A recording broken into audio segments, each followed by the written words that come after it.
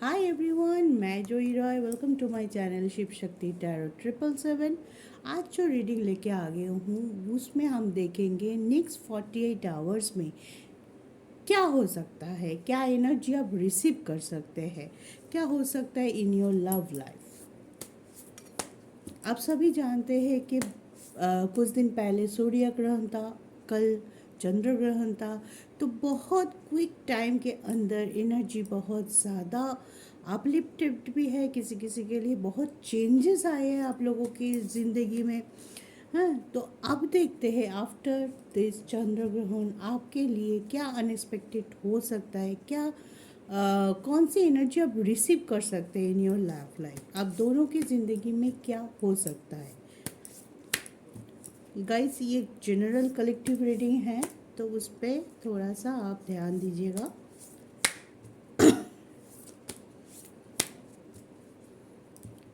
और ये reading all sign के लिए बहुत इम्पॉर्टेंट है। इसमें कोई एक साइन कार्ड के हिसाब से नहीं है, ये ऑल साइन कलेक्टिव रीडिंग है फॉर नेक्स्ट 48 आवर्स। क्या हो सकता है in your love life.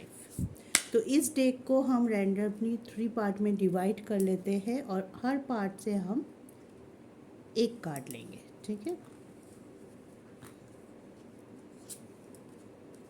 The high prestress,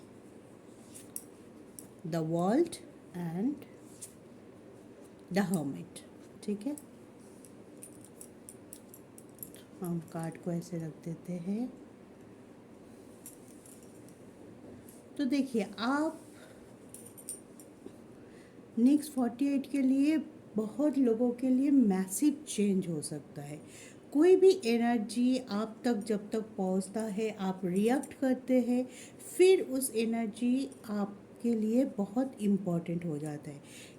जो कार्ड निकल के आया है उससे मैं बोल सकती हूँ, जो ये व्यूअर्स मेरे ये रीडिंग देख रहे हो उनके लव लाइफ में बहुत ज़्यादा चेंजेस आ सकता है, या तो आ चुका है या ऑन प्रोसेस है। आप दोनों के साइड से, सिर्फ आपके पार्टनर के साइड से होगा ये नहीं है, ये आप दोनों की म्यूचुअल एनर्जी है। तो मैं बोलूँगी हो सकता है आपके साइड से, हो सकता है आपके पार्टनर के साइड से कुछ ना कुछ चेंज ज़रूर है।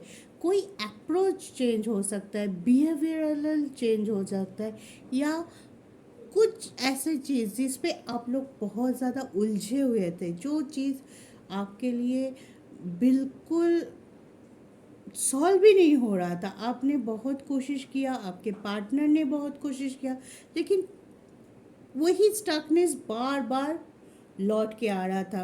हो सकता है थोड़ी दिन के लिए वो सॉल्व हुआ, लेकिन फिर आप दोनों के बीच में मिसअंडरस्टैंडिंग किसी और की वजह से, सिचुएशन की वजह से, या तो आप दोनों की जो अंडरस्टैंडिंग है उसमें किसी तरह का खलन, किसी तरह का मिसअंडरस्टैंडिंग से वजह से जो भी स्टकनेस है वो बार बार लौट के आ रहा था। जो सॉल्व होना था कि एक बार में कोई इशू सॉल्व हो जाए, हम दोनों को क्लैरिटी मिल जाए, हमें समझ में आ जाए, वो चीज़ नहीं हो रहा था। तो इंट्यूशनली आप बहुत ज़्यादा पॉजिटिवली सोचेंगे कि हाँ, मुझे आगे के लिए क्या करना है, क्योंकि हाई प्रिस्टेस है। तो आपकी इमोशनल साइड बहुत ज़्यादा अप्स एंड डाउन्स हो सकता है। इसमें बहुत ज़्यादा आप लोग कभी बहुत अच्छे अच्छे पॉजिटिव पॉजिटिव सोच सकते हैं, बहुत कभी आपकी एनर्जी अचानक से लो हो सकती है, और आप फिर से कोई, जब आपकी एनर्जी लो हो सकता है तब आप कोई नेगेटिव बातें सोच सकते हैं।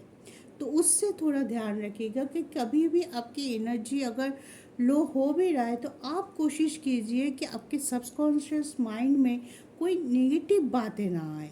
कोई पहले का कोई मनमुटाव, पहले का कोई जो कि आपके पार्टनर की तरफ से आपने छुपाया है, उन्होंने आपसे कुछ छुपाया है, या तो आपसे कुछ धोखा दिया है, कुछ झूठ बोला है, कुछ भी हो, अगर अभी आपके लिए आपके लव लाइफ में एनर्जी आप अच्छे अच्छे गेन कर रहे हैं, पॉजिटिव हो रहा है, आपके पार्टनर आपके पास आ रहे हैं, आप दोनों के बीच में जो दूरियां थी वो कम हो रहा है, तो फिर अगर आप जब लो रहेंगे इमोशनली इन 48 आवर्स में, अगर आपकी एनर्जी लो होती है, उस टाइम आपको पीछे मुड़ के नहीं देखना है कभी। बहुत सारे लोगों के लिए मुझे यही देख रहा कि बार बार वो पॉजिटिव दिखा रहे हैं, लेकिन दिमाग में वही सब चल रहा है कि आप, तो फिर कैसे आगे बढ़ेंगे, है ना।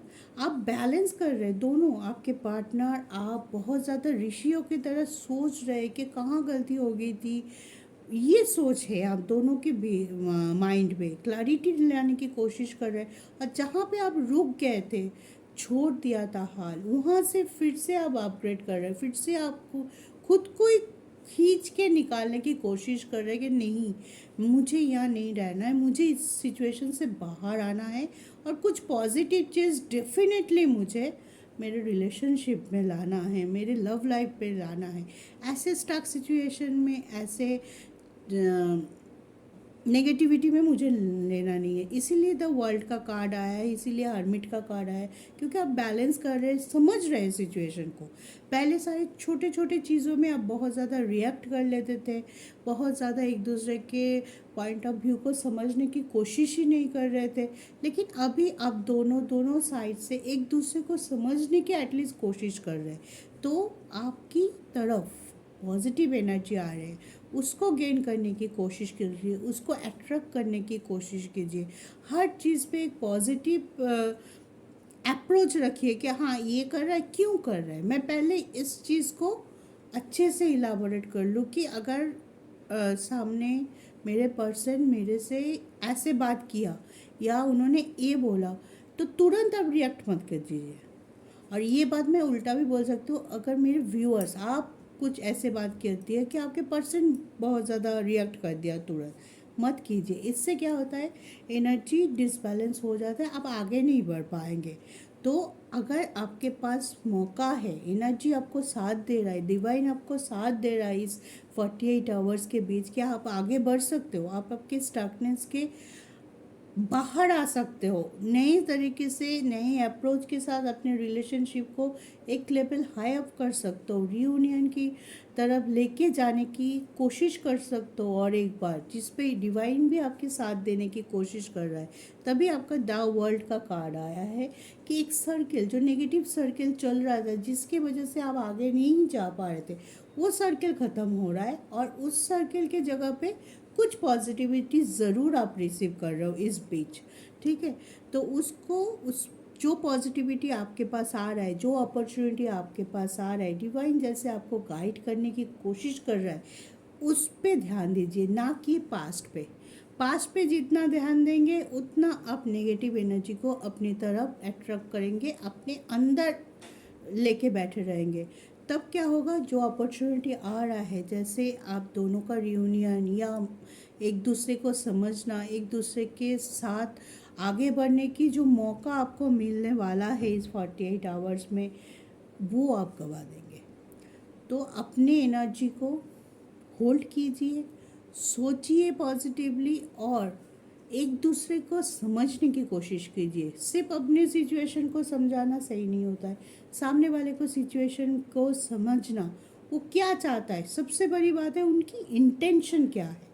अगर आपके पार्टनर ऐसे कुछ बोल भी दिया, ऐसे कुछ कर भी दिया जो आपको अच्छा नहीं लगा, आपने रिएक्ट कर दी, लेकिन पहले आप सोचिए कि सामने वाले की इंटेंशन क्या है, क्या वो सच में मुझे दुखी करने के लिए किया, उनका मकसद ही था मुझे हर्ट करना, या फिर आप बहुत लोगों अपने कमिटमेंट मांग रहे हैं कि आप तो सीरियस ही नहीं हो, ऐसे कोई इशू में कुछ नहीं बोल रहा है आपके पर्सन, तो क्या वो सच में आपको कमिटमेंट नहीं देना चाहता है, या आपके लिए, आपकी इस रिलेशनशिप के लिए वो सीरियस नहीं है, सिर्फ आप उनका टाइम पास तो नहीं है।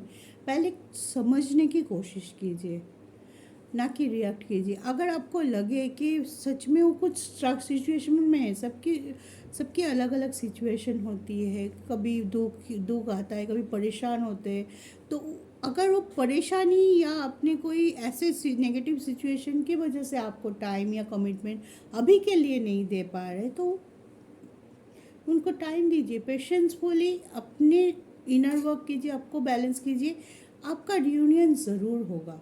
लेकिन अगर आपको सच में लगे कि उनकी इंटेंशन ठीक नहीं है, ये तो मुझे कभी देगा ही नहीं, इनके लिए तो कभी मैं वैल्यूएबल नहीं थी, तो आप समझ लीजिए डिवाइन भी बोल रहा है कि ये रिश्ता, ये आपको और एक बार इसमें सोचना चाहिए पॉजिटिवली क्या है। अब खुद के लिए सोचना चाहिए, तब खुद के लिए स्टैंड लेना चाहिए, ठीक है।